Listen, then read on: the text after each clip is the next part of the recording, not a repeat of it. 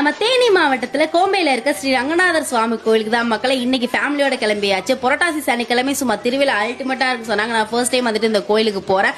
And நம்மளும் வந்துட்டு கோயில் பக்கத்துல போயாச்சு. போய் பார்த்தா அவ்வளோ பக்தர்கள் வந்துட்டு லைன்ல நின்றுட்டு இருக்காங்க. போச்சுடாண்டு நம்மளும் அப்படியே லைன்ல நிக்க ஆரம்பிச்சாச்சு. ஃபேமிலியோட ஜாலியா ஃபன் பண்ணிக்கிட்டே லைன்ல போயிட்டு இருக்கோம். அப்புறம் இந்த மலையை பாத்தீங்களா, இது வந்துட்டு ராமக்கல் மேடு மலைன்னு சொன்னாங்க. நான் ஃபர்ஸ்ட் டைம் இங்க இருந்து அந்த மலையை பாக்குறேன். அண்ட் ஃபைனலா வந்துட்டு கோயிலுக்குள்ள போயாச்சுன்னு சொல்லிட்டு போனா இதெல்லாம் வந்துட்டு வெறும் ட்ரெய்லர் தான், இனிமேல் தான் வந்துட்டு மெயின் பிக்சரே இருக்குன்னு சொல்லிட்டு இன்னும் சுத்தணும்னு சொல்லிட்டானுங்க.